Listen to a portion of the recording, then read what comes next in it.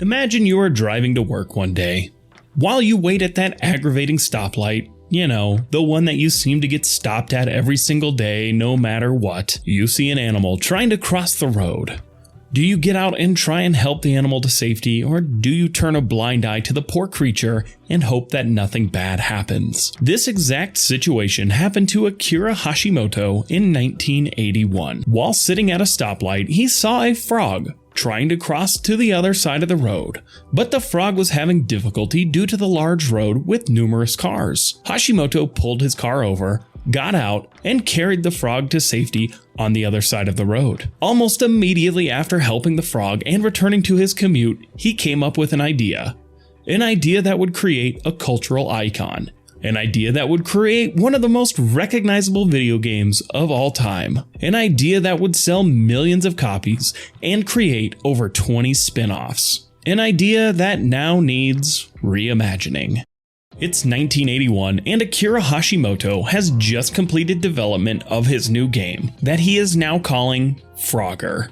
He excitedly showed off his new game to the executives at Konami, who in turn showed Frogger to Gremlin, a video game publisher that was recently purchased by Sega. Sega Gremlin was not a fan of the game, as they tried publishing a game with a frog main character in the past called Frogs. That did not sell well. Luckily for Hashimoto and Konami, Elizabeth Falconer, a market researcher at Sega Gremlin, looked at Frogger and suggested that it be published. After learning that the game had already been rejected for being too basic and cute for boys to play, Elizabeth fought for the game to be given a second chance. The executives gave Elizabeth and Frogger a second chance, but she had the daunting task of convincing the executives at Paramount, who owned Sega at the time, that the game was fun to play.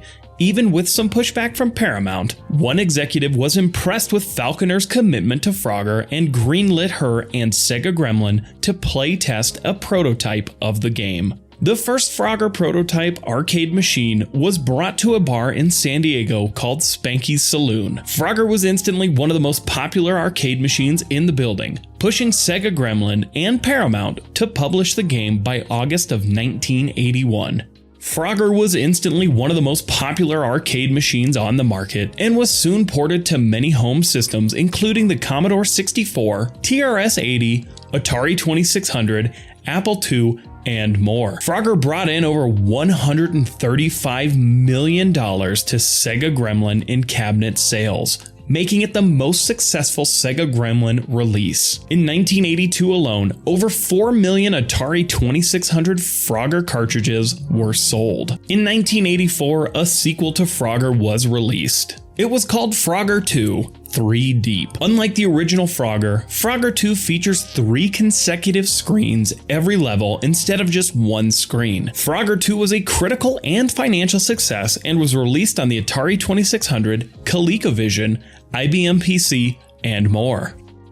It wasn't until 1997 that the Frogger franchise received a proper remake and expansion. Frogger, also called Frogger He's Back, was released in October of 1997 for Windows and PlayStation. Developed by SCE Cambridge and published by Hasbro Interactive, the new Frogger featured 33 different levels in 9 different zones. Frogger can now eat flies, jump upwards, and croak. Some flies allow Frogger to move faster or earn an extra life.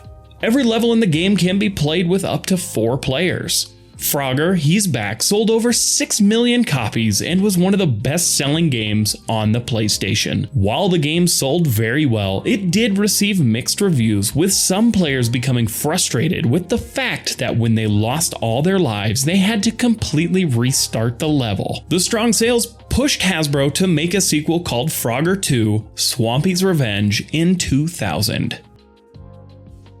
Following the success of the new Frogger and Frogger 2, nearly 30 different Frogger games were made between 2000 and 2022, with the newest game being Frogger and the Rumbling Ruins for iOS. Frogger has been featured in TV, movies, and music, with a classic episode of Seinfeld where Jerry and George visit a childhood hangout only to learn that George's high score is still on the Frogger machine. Being my personal favorite pop culture mention, of Frogger. With all the recent releases of Frogger being on mobile, what does the future hold for Frogger? Will it stay as a mobile game with new versions coming out every year or so, or is there a new version in the works for PC and console? Well, unfortunately for fans of Frogger, there doesn't seem to be any development of a Frogger game for PC and console. But there really should be. With the rise of VR gaming for both consoles and PC, wouldn't it be the perfect time to reimagine Frogger for the future? Can you picture it?